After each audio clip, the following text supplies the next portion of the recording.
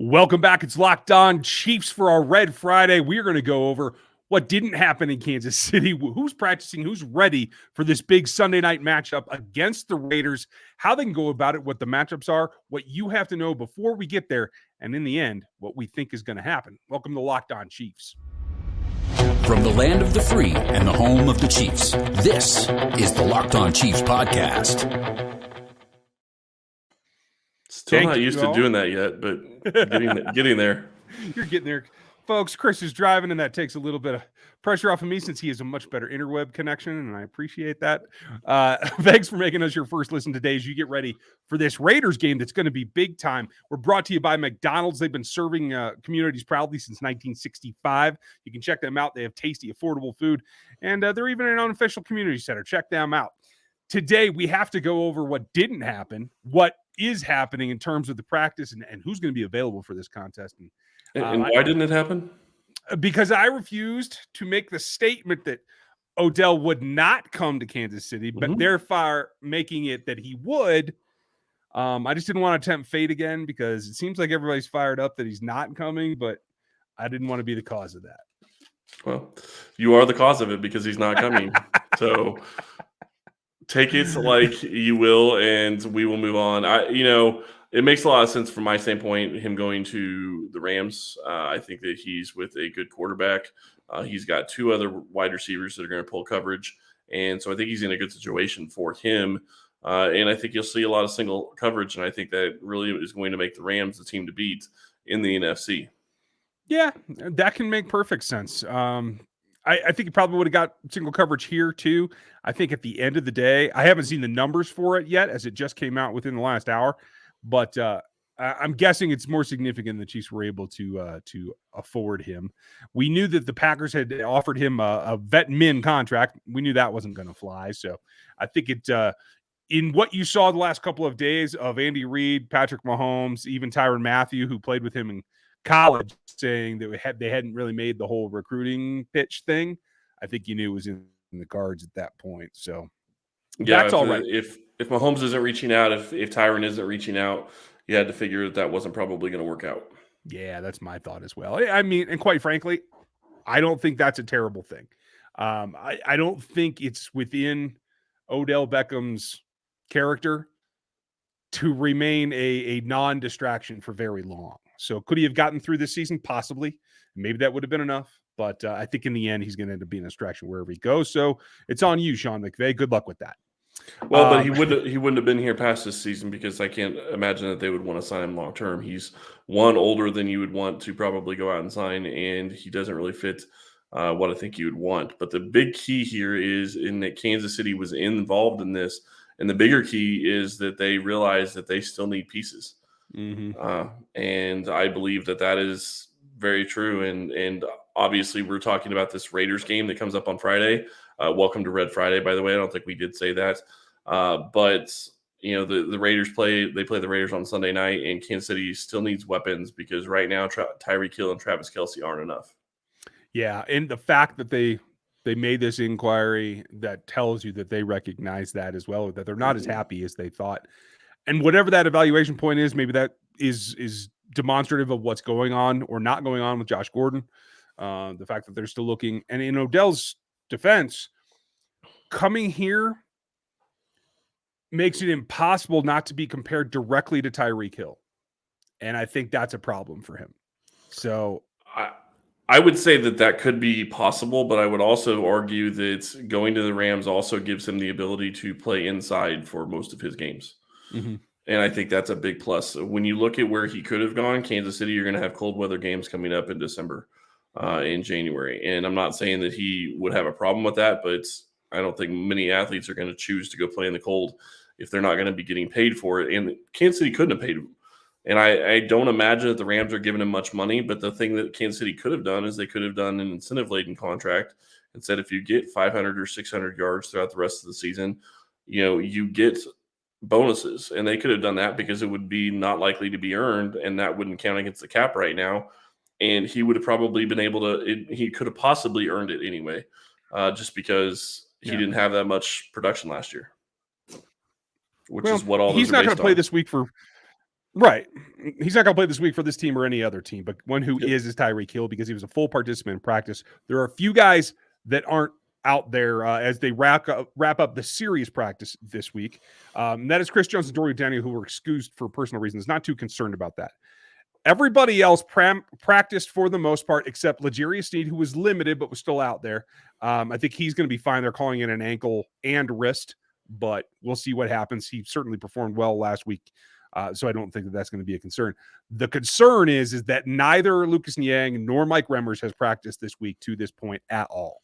And that's going to be a matchup that we're going to have to talk about. We're going to get into those coming up next, but I got to tell you about our friends that have been in business and proudly serving your community and every other one around this country since 1965.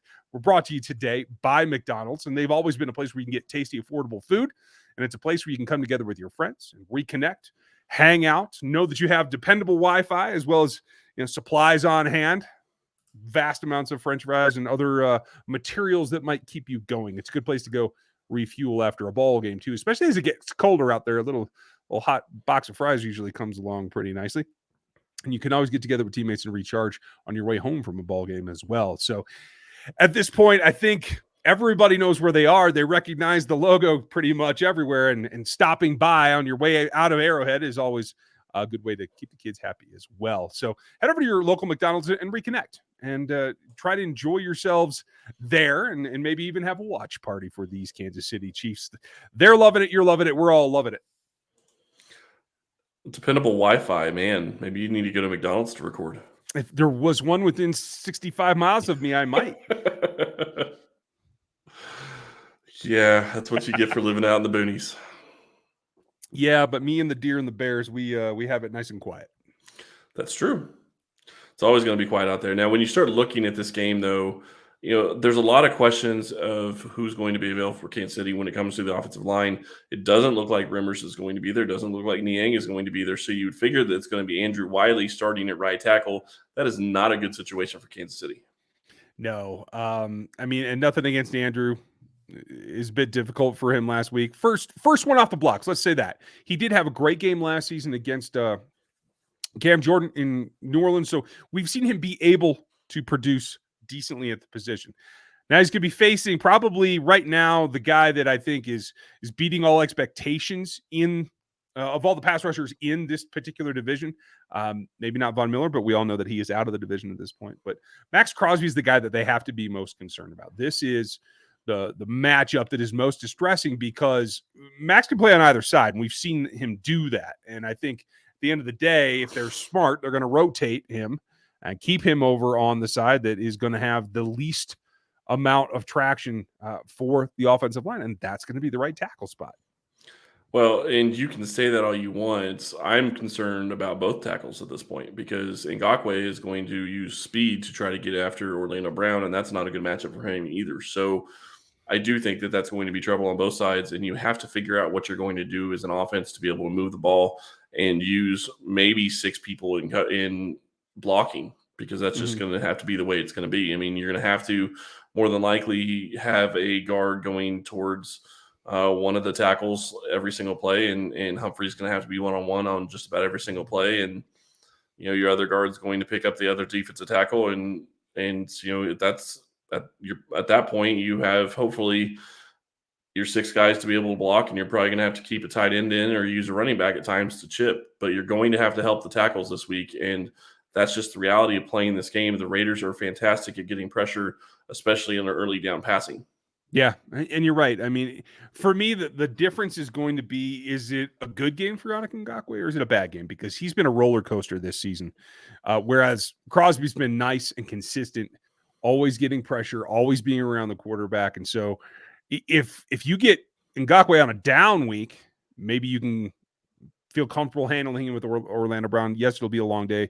But my question to you is, would you rather see them line up in double tights or keep somebody in line, or would you rather them use the back or a receiver to chip and then release? What are you looking for? I think they have to use, I don't know about double tights, but I think you could line up Travis Kelce and have him chip as he comes off the line to go out in a pass. I think you can use a wide receiver to chip. We've seen them do that at times. The issue is you have to do something. You can't just leave those guys on an island, especially Andrew Wiley going against Max Crosby. That is going to be a mismatch. You have to help in that scenario. And the bigger thing that you have to do if you're Andy Reid is you have to find a way to slow down the pass rush. Please, please, please bring back the screen game this week, because that should help. It should, although they have some linebackers that can flow pretty well. So let's see if it's somebody that can be instinctual. I think what they have to do is they've been dialing up screens left and right throughout the season. It's not one side that's stronger than the other. It's not any one type of screen that's one of the. They've been giving away yards on almost all of them. So hopefully, if they are going to do that, they've practiced the snot out of it this week and really got it honed down, because I'm not sure I'm very comfortable with them doing a whole lot of screen action this week. Well, and I'm not saying they have to do a ton. They just have to do enough to throw the linemen from pass rushing and not thinking about the screen game. That's my major concern going into this game, is keeping the pass rush off of Patrick. And the other thing you have to do is, if you're Andy Reid, you have to have a lot of short routes, have him do 3 and 5 step drops where he's getting the ball out when he hits his back foot. If he does that, they'll be successful. They can back the defense off, and then they could probably do some other things. But you're going to have to make it simple, and hopefully your receivers can get open and give Patrick, windows to hit. Yeah, knock on wood. And I agree with you. If you guys missed my film review over in RGR this week, go check that out. It's called Mahomes Strikes Back, because of the last drive, that's exactly what they did. 3 5-step drops, get the ball out, hit on rhythm. I think that really made him look a little bit more like himself. Well, yeah, and I don't want to cut you off, but I do want to say, and I've had people telling me this on Twitter, and I've seen it on YouTube as well, people saying Mahomes didn't play well. He didn't. I'm not going to say he played great, but he played well enough to win that game, and he played well. He played better than the stats show. 3 drops on 3rd down and hitting multiple different players with the ability to get a first down or a touchdown, and them not being able to convert. That's not on him. Well, that's on the talent around him, and that's on the people that are dropping the ball. Yeah, I won't argue with you there. I will also say that I thought he was noticeably more accurate than he had been the weeks previous. So I think that's probably the turning point. But, I mean, it is, at the end of the day, especially without a new receiver in house, it's going to come down to what do you do to help Patrick? And I don't know. They seem very reluctant to go to Gordon, to use Noah Gray. There's still weapons on this roster that they haven't utilized yet. So whether it's the screen game or bringing out something new, I think, again, it has to be about the timing. And that if the ball's out on your 5th step and bam, that also has the same effect of bringing the safeties down, as same as the run game does, and brings the safeties down. And then you get to go back every now and then and have a chance to take your shot plays and actually have the defense that you're looking for in order to connect on them. Yeah, and I think that the other thing that you have to look at when you're going to a 3 and 5 step drop, I do agree with you, they have weapons that they haven't used. But the bigger problem that I think they're going to run into is you have to put plays in that are going to be designed for those guys to be the first or second read. Because if you're going to a 3 or 5 step drop and you're hitting as soon as you hit your back foot, you're not getting to your 3rd or 4th read. And generally speaking, Gordon shouldn't be your first or second read on most plays. Byron Pringle shouldn't be your first read or second read on most plays. Same with DeMarcus Robinson, same with Noah Gray. Those guys shouldn't be those number 1 or number 2 reads, but you have to use them enough. If you're going to do the short plays, you got to get them the ball early. You got to get them involved. You have to get plays designed for them to get open and for them to get the ball. And then you have to make sure they get the ball, and that is going to open up everything else. Yeah, it definitely is going to. And the defense has a pretty stout task in front of it as well. We're going to get into their keys on the backside of this. Hey, Chiefs fans, this is Chris Clark with an incredible app everyone who buys gas needs to know about, Get Upside. Our listeners are making up to 25 cents for every gallon of gas every time they fill up. Just download the free Get Upside app in the App Store or Google Play right now. Use promo code TOUCHDOWN and get a bonus 25 cents per gallon on your first fill up. That's up to 50 cents cash back. Don't pay full price at the pump anymore. Get cash back using Get Upside. Just download the app for free and use promo code TOUCHDOWN to get up to 50 cents per gallon cash back on your first tank. Some people who drive a lot are making a lot, as much as $200 to $300 a month in cash back, and there's no catch. The cash back gets added right to your account. You can cash out anytime to your bank account, PayPal, or even an e-gift card to Amazon and other brands. Just download the free Get Upside app and use promo code touchdown. I would like to use that promo code touchdown. I'd like to have to say that a lot this week, at least in one direction, because I think the defense has to capitalize on what they did last week. And this is a tough task. Let's not mince words. You know, they have been good on offense, the Raiders, this particular season. And if we were to deny that, I think we'd be doing not only the Chiefs team, but the fan base a disservice as well. And I don't disagree with that, although I will say this. I think this game last week changed the Raiders' offense a little bit, and I think they're going to continue to have to change because without the deep speed of Ruggs, you're going to have to change the offense. That's fair.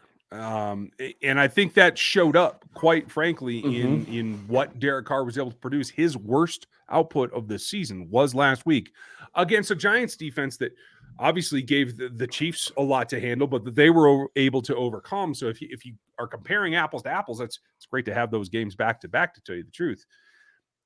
They have added Deshaun Jackson. I'm sure he'll be able to run. He's been, quite frankly, resting pretty well the last few weeks in his prior team, so his legs should be good. It's about adaptation, getting into the offense, but I do expect him to do some things. That said, the Chiefs secondary performed well last week, and it was all based on the pass rush. And if they can come back, if Melvin actually doesn't have to walk through 2 practices and then show up to a game, if they can build upon what they did last week on the front, I think that's going to help the secondary quite a bit. Yeah, and I think that if Chris Jones continues to play defensive tackle, which I expect he's going to, and you are in a situation where, Jerron Reed probably is going to step up because with Chris Jones next to him and Frank Clark and Melvin Ingram, he's going to see less double teams. That's just the reality of the situation.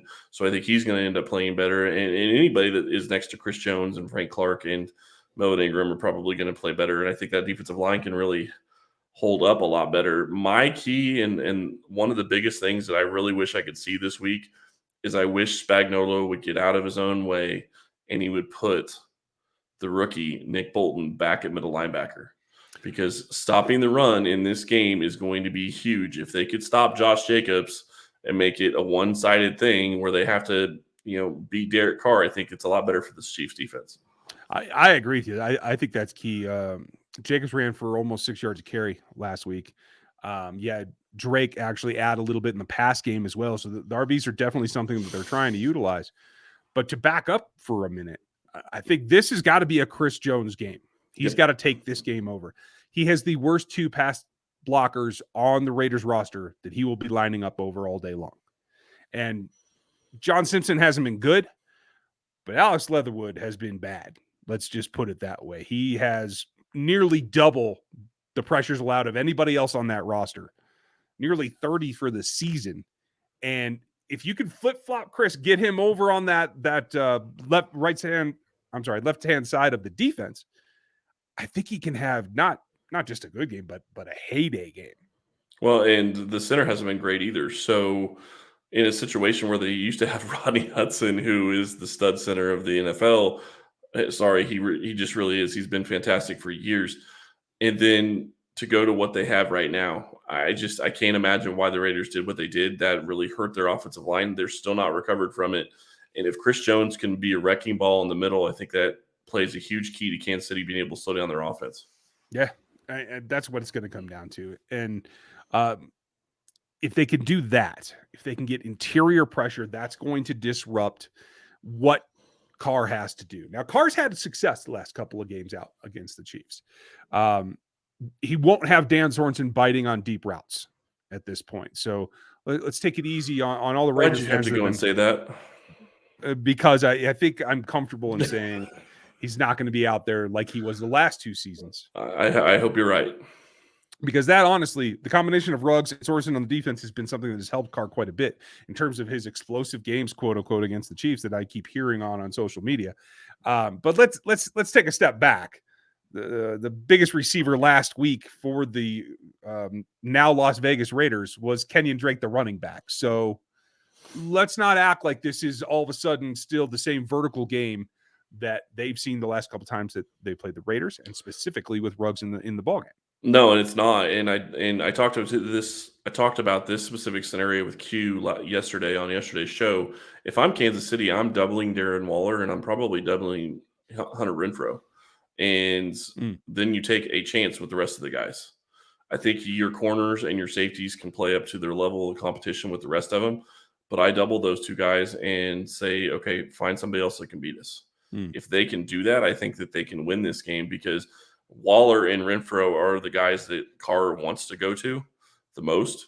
And if you take those two guys away, I think you're in a much better position. Obviously, Kenyon Drake having a good game last week, that's a concern going into this game because Kansas City does not do well against running backs coming out of the backfield historically.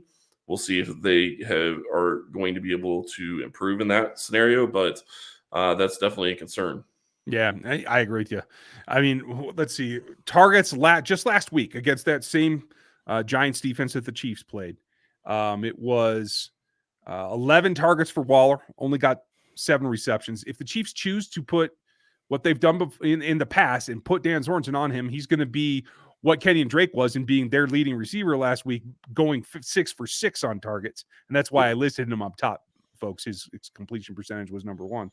I don't know if Renfrow demands a double, but I can see where you're coming from. I'd be more tempted to play a little looser zone, knowing that his effective range is 10 yards and in most of the time, maybe 8-ish.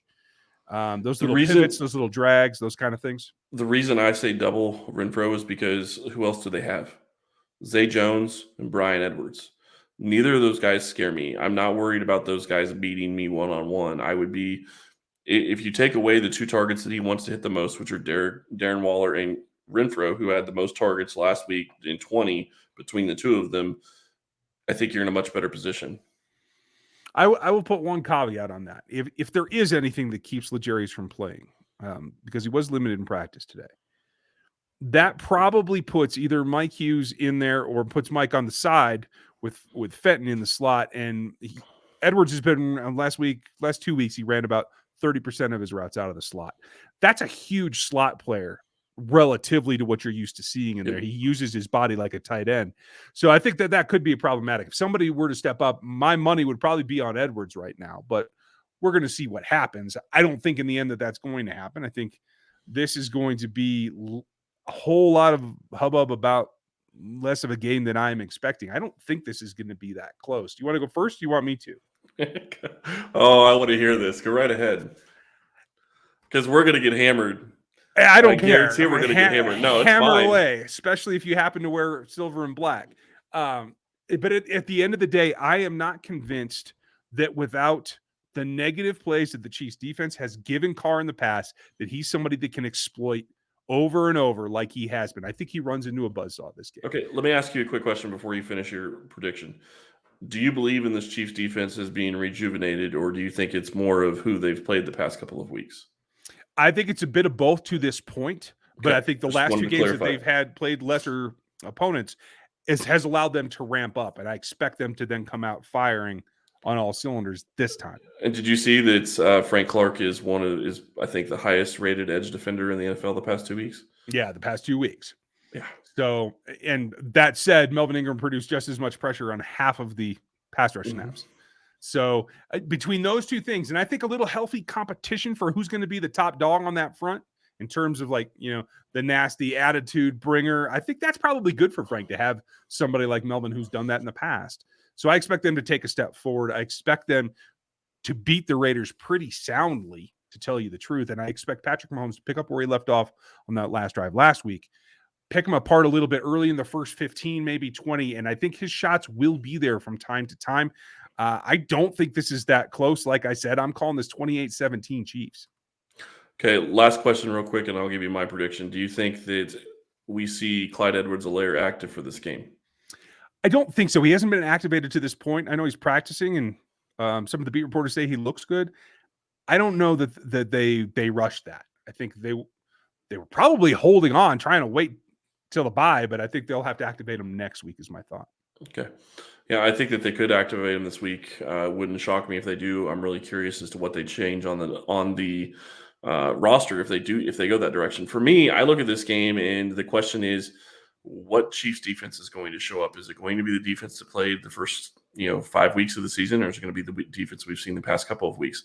Yes, the level of competition hasn't been there the past couple of weeks, except for if you really look at the fact that they did play Devontae Adams, who's a fantastic wide receiver. They did play Aaron Jones, who's a great running back, and Dillon, and they did pretty decent against those guys.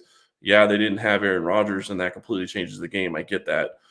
The Giants game, I thought they played very well as well. I do think the defense is taking a step forward in the right direction, and it is interesting to see that they're doing that with Daniel Sorensen being taken off the field the past couple of weeks. I think he's down to about 16 snaps per game is one of the stats I think I saw. So if that continues, I think that's going to work in Kansas City's favor. I think Kansas City has a way to win this game. I'm not so sure I see them getting to 28 just because they haven't been scoring points the past several weeks. So I'm going to go 24-13 or 24-17. One of those two. It's really going to depend on if the Raiders can find a way to keep Carr up in the pocket, because they're going to have to contend with pass rush.